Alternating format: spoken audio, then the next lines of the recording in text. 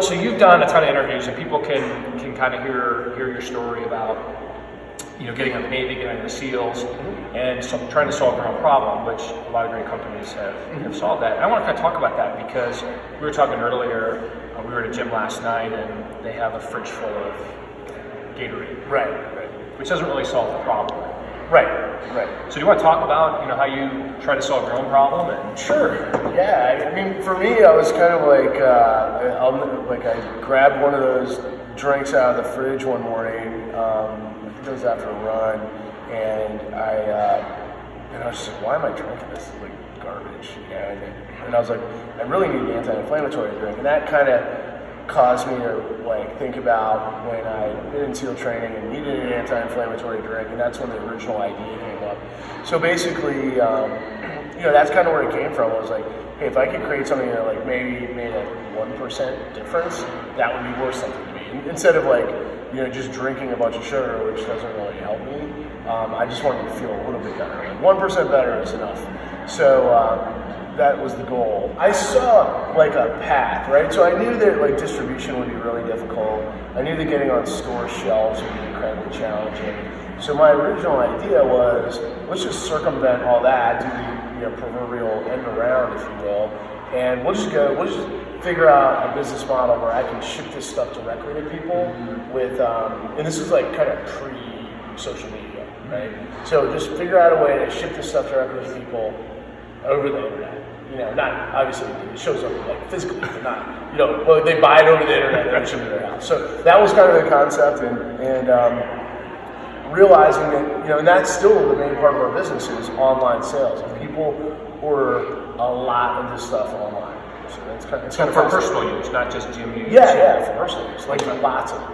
Okay. So that was the goal. I was the only way you can, the kind of, the big giant companies in the world that are either the manufacturers, the distributors, and the actual retailers of all these products that we all see all the time. It's all rigged for all the little guys to fail, right? So that's what the democratizing the internet was. Is allows you to kind of market the universe and start getting who you want, and then individually say, okay, this group is working, and I'm going to market for that. And that's how we were able to be successful. I understood it was going to be difficult to figure out a way around the kind of the system. Yeah. And so I heard that you had, in one of your interviews, you did a little research, the full support of your wife. She's like, hey, listen, if it fails, it fails. You're a smart guy. You can make the money back. Yeah, right. Allegedly. Or she'll find someone else and provide. Yeah. No, she was always really, really supportive. A lot of belief in me. I think, she's definitely she's my biggest fan. I'm just kidding. But she was just incredibly supportive, and that was one of the key things where I had prior. At the time when I first said I was going to do it, she was my fiance, which is even more hey, by the way, I'm going to spend less money on our wedding, and more on this crazy business idea. Right? She was cool with me failing at it, wasn't going to judge me for it, which was a big deal. Right? A lot of relationships prior to that where I don't think it would have been as warmly received, if you will. Yeah. So you didn't finish college, correct? Right. Okay. But you're extremely well read from the research I did. Right. And you continue to. So I didn't drop out of college because I had bad grades or anything. Right. It was more a desire to serve my country. Gotcha. And then I tried a second time to go back, and the second time I went back, it was more painful than the first. But I was working for an incredibly wealthy guy who's incredibly smart, and he was also a college dropout. So that's kind of how that worked. He was like, "What are you doing?" I was like, "I'm finishing my degree." He's like, "Why?" Hey, you're working for me. You don't need a degree anymore. So, because he's legit one of the wealthiest people I've ever met in my life. So. Yeah. Well, and a lot of the most successful people on the planet, right? Bill Gates, the Facebook guys all these guys dropped out of school, and we're not advocating dropping out of school by any stretch of the imagination, but I wasn't. It's a burn the boats move, right? If you're relatively if you're dropping out of school because you got a business idea or whatever, it's a full blown we're burning the ships and not going back, making this work. You know, that's kind of it's a full commitment type of. Right. I just figured, for me personally, I'd grown up in a military family, so I felt like I would get more out of the military than I would out of college. Just because like most of everything I was reading or learning in school, I could read books, so I committed to read a lot. Like I was reading a book about the Crusades last night. Yeah, so we've had Ryan Holiday, if you remember with Ryan, wrote The Obstacles the Way, he was getting. Oh yeah. Yeah, and he dropped out of school. Okay. And his biggest thing was, oh my gosh, I'm going to lose my $800 deposit. And he was stressed over that $800. And now he's one of the smartest guys I know. And he reads like 4 books a week. Yeah. And he just like whips off things like, and it sounds like you're similar. You were reading Crusades last night.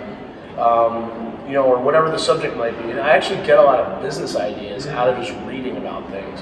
Particularly, like I with the Killcliff thing, you know, like I used to read a lot of periodicals. So like somebody said that's how they know I'm a nerd because I call them periodicals. But I was reading like science magazines, you know, which is not like I don't read like Sports Illustrated. I'm reading like, you know, Scientific American and New Scientist. Right. Yeah, I mean, I see guys going into the gym and they're drinking these sports drinks, right? Yeah. With I don't know what's in them, right?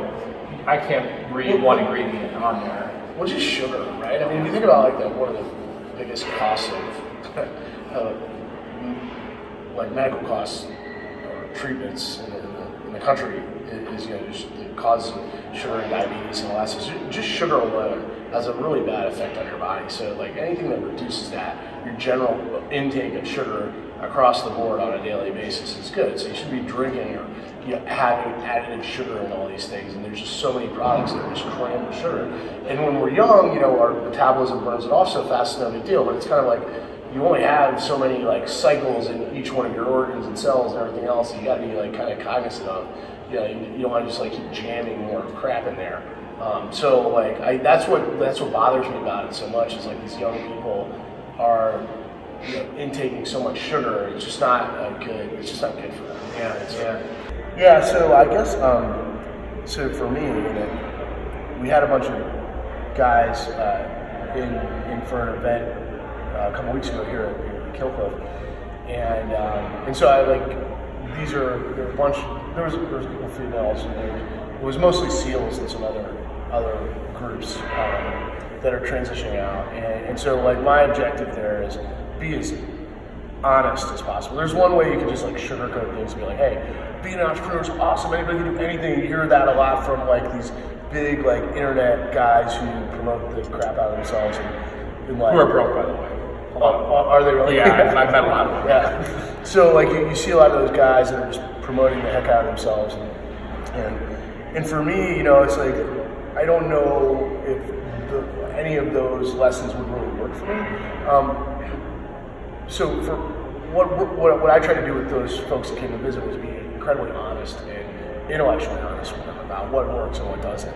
And for me, I needed to transition somehow, either through a job or whatever. So first I got a job, then I got a job working for an entrepreneur. And so my advice would be find an entrepreneur that you can connect with and then work with him. So like right now, a company I started, I've been working on it for a few years, but started like basically the beginning of the year. And I don't work there or anything. I just kind of worked like a project, worked on it as a gluten-free beer called Goon.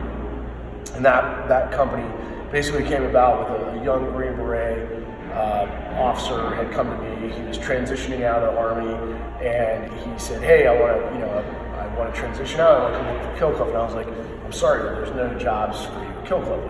You're kind of full, right?"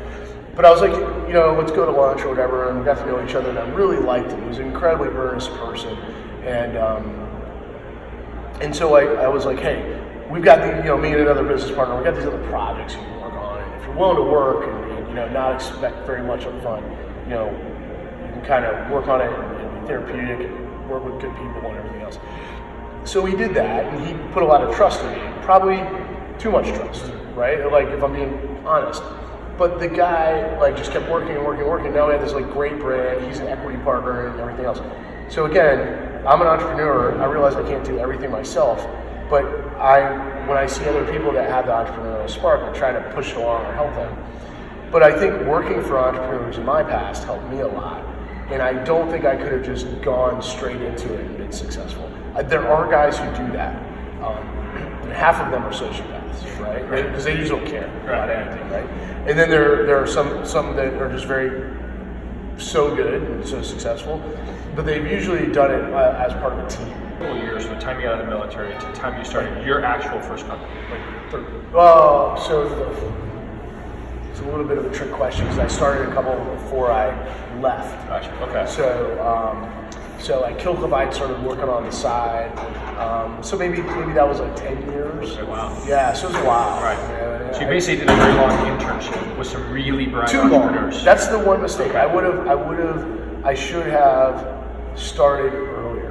Like I should have basically, I should have done it sooner. I had enough. That's the thing. I wasn't confident enough.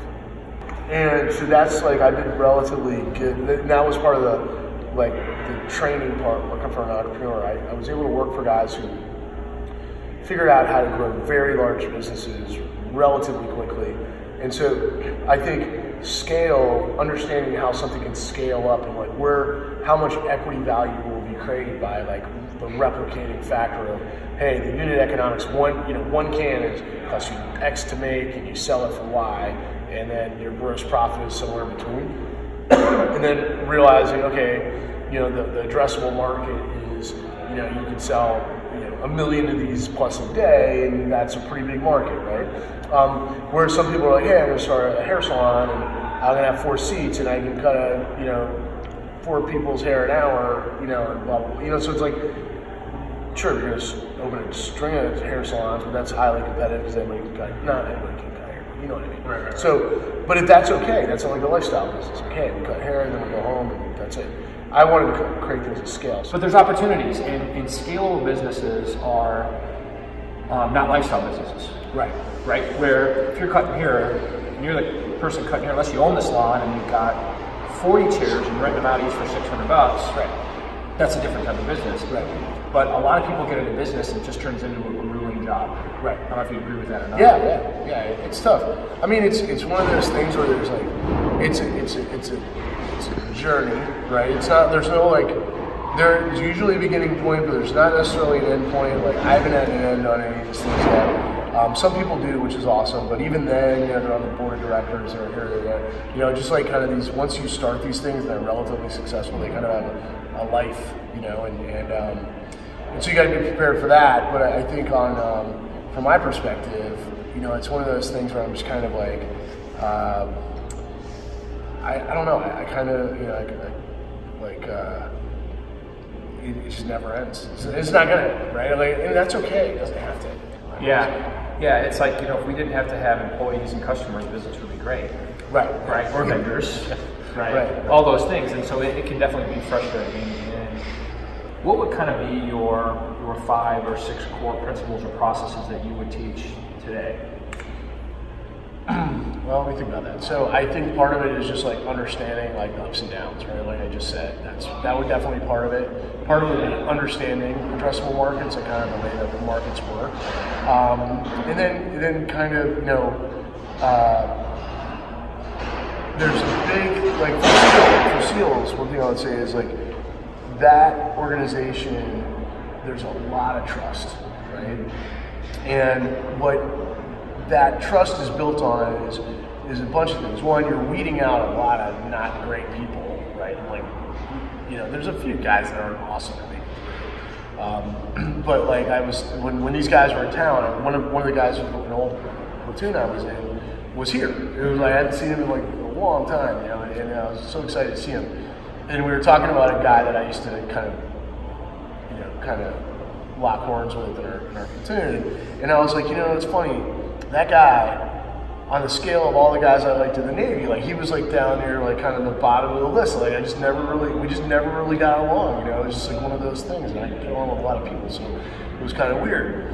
And then if you take that, kind of spectrum of people I met in the Navy, and then you put it into the group of people I met as a civilian, it's like a tiny little sliver. yet it's all the way up at the front of like all the people I really like. So if I was intellectually honest with myself, I love that guy. He's awesome. You know what I mean? Compared to all these losers I've met over the years. So that was one of the hardest things for me to deal with, was like, holy cow, I'd rather hang out with that guy that like he and I couldn't get along for anything than like the last 1,000 people I met, right? Like, so it's kind of one of those things where, and it was because like maybe we didn't get along, we like graded on each other, but we trusted each other. And so trust is so huge in business, and that's the thing that you get there, and just so much of it in the civilian world you don't. There's just so many examples where you couldn't trust somebody. I can't trust somebody, or people don't do the right thing, and that's the real challenge in any organization. That ability to build trust is kind of the cornerstone or the foundation of what you build everything else off of. Mm-hmm. So that's kind of the really, really interesting thing. And that's what some people just don't get. They can't get it because they're just untrustworthy people.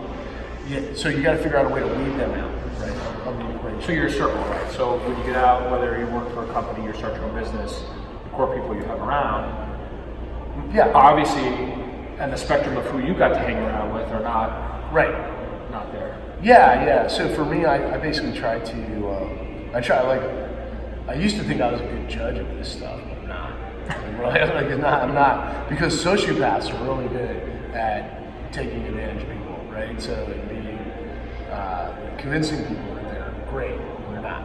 So I think it's one of those things where as a professional now, I test them. I test people for, their behavioral traits, for their problem-solving ability, and things like that. And that's worked really well for me. But like going back to the 5 things, I mean, it's a little bit putting me on the spot because I don't have but I think understanding kind of the emotional roller coaster, understanding that trust is the foundation of everything, that you're not going to meet people like you met in the teams in regular life. I mean, you will from time to time, and when you do, hold on to those people, but it's going to be tough.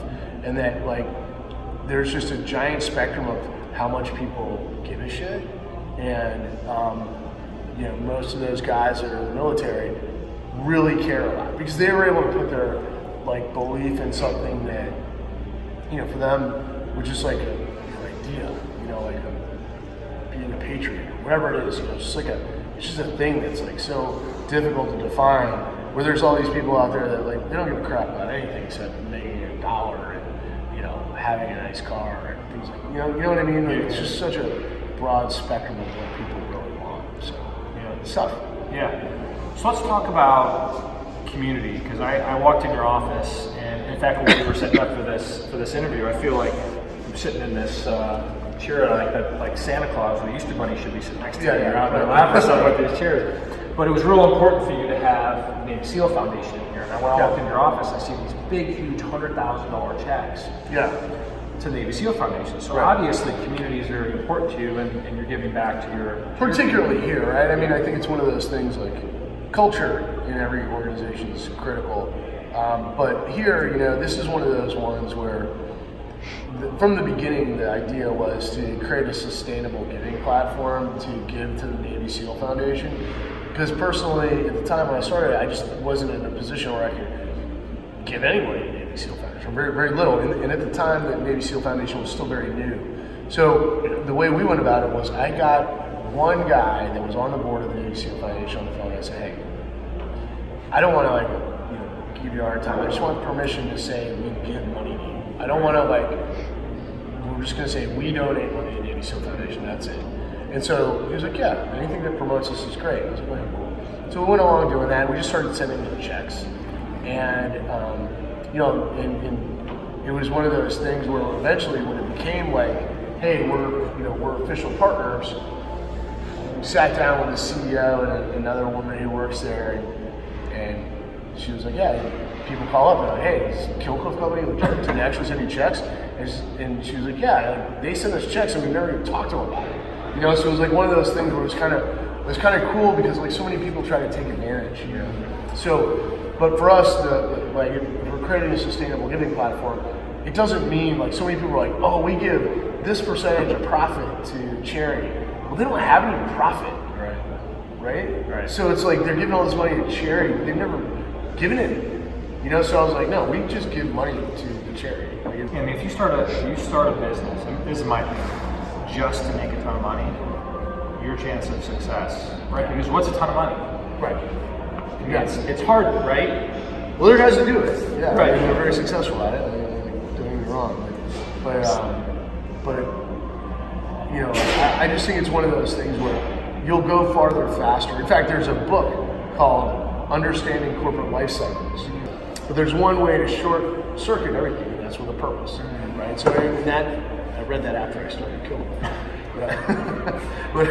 But the point is, like, it helps, and it gets you, like, kind of like, CrossFit. The whole CrossFit thing is like you do all of these like constantly varied random exercises because you get full recruitment of all the muscles, right?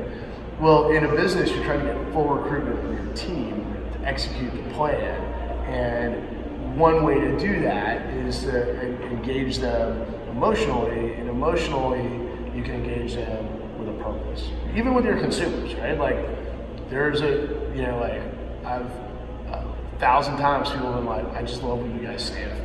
You know what I mean? Like, that's a big deal. Like, it's stand for something. Right. No, it is a big deal, and I got to meet your team before you got here, and first off, your environment is great, right? You've got the I can't take any credit for that. Okay, well, whoever it is really cool. Right? It is cool. So I won't give you credit for any of that. But you can just tell. You walk in and people actually look at you and smile, right? Yeah. I don't know if it's because we're in the South or what, but it's being in the South helps. It does help. We're back west where people don't smile as much, but yeah, people seem to be happy to be working here and show us around. And we've got this gym, and it just seems like that's a big deal versus these metal cubicles, right? Yeah. Where you're just sitting in an office and you're just plugging away at a computer, and there's no purpose. And you can see on all of your walls, there's definitely a purpose, and a lot of it has to do with this new seal foundation. And I would even say, before you can even afford to give, to try to do something, whether it's your time or well, I mean, what's interesting is that's what with the Seal Foundation, they're an incredibly giving organization in and of themselves, and for them to consider us worthy enough to be a partner is a huge deal to us. Like, that was a big deal to us. With what I would say is, like, we gave before, like, it wasn't like a business transaction to us, like, giving, right? It was the right thing to do. Right. So you gotta, like, I'm not trying to sound corny, but you gotta be like coming at things from, like, for the right reasons, and not everybody is, right? So I appreciate you sharing, and so I want to put links to here. Is there any other links you want to put? Did you still have the Tri-Mortgage, not the mortgage, but the inspection company? Transfers. Yeah. Appraisal company? You still have that one. What else you have going on? So I run a company called Amplify. Okay. That's, like I said, a vertically kind of integrated online factoring business for transportation, construction, oilfield services, staff. That's got to be going crazy right now. Yeah, it's doing really well. Yeah, Okay. it's incredibly good business. Killcliff, Tri-Certified, and Guten Beer. That's my gluten-free beer company that I run with my buddies. Is that here local? Yeah, it's here. Okay. Yeah, we won the World Beer Cup. Oh wow. Gold medal. Yeah, this year. Wow. First year in business. So where can you get that? Because we just in tried Atlanta right now. Okay. We're in Georgia, but yeah, Whole Foods. That was Okay. our first retailer. That's big.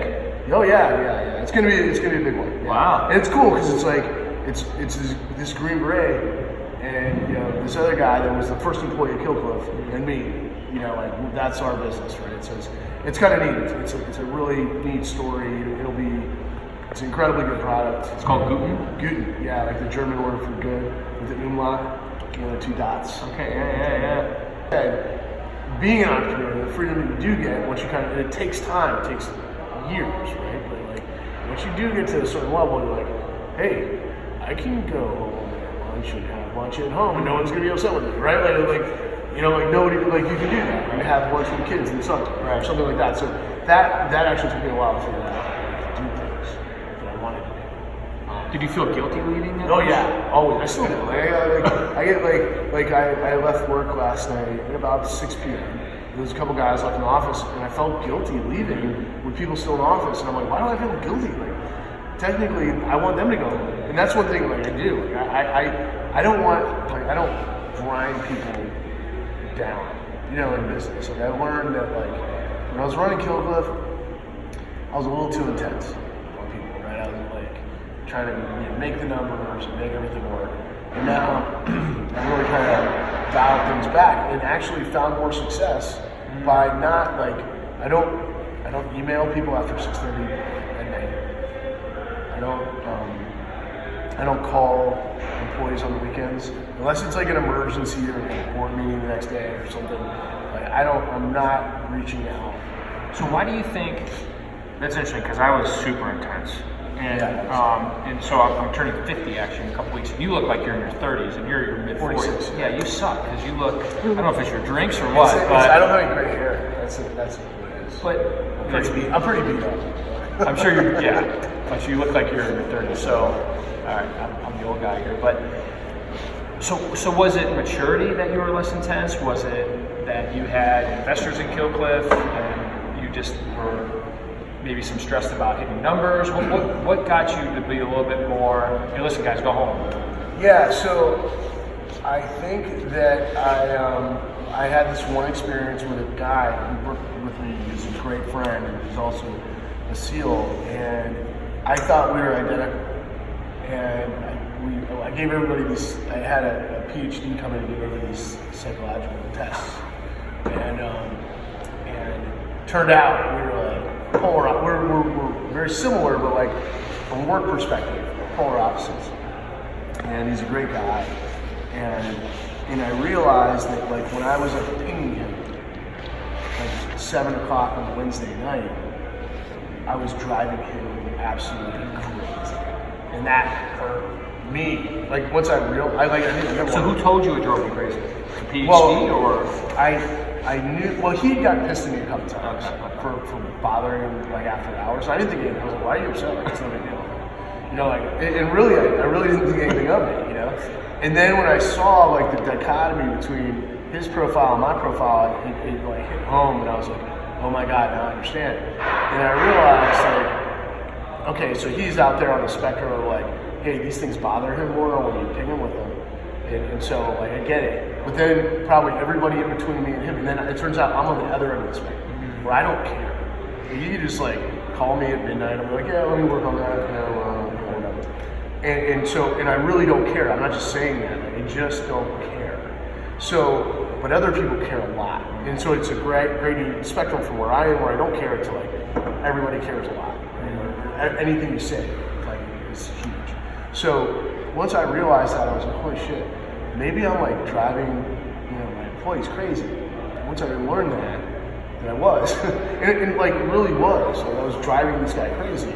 It really bothered me. I was like, shit, I don't want to do that. I love this guy, right? So basically, and then I was like, that my new policy is I'm not bothering anybody after 6:30. Period. End of story. I'm not calling them on the weekend. And I used to work for a guy who used to call me on the weekends, call me late at night, and all that stuff, and on vacation, and all those things. And I would say I'm 97% true what I just said, right? Where I don't bother people, I leave them alone. But what I found is you let people go, recharge, relax, recuperate, and they're not in this constant fear of what does he want now? What does this asshole want now? It's Friday night. Yeah, exactly. Dude, come on.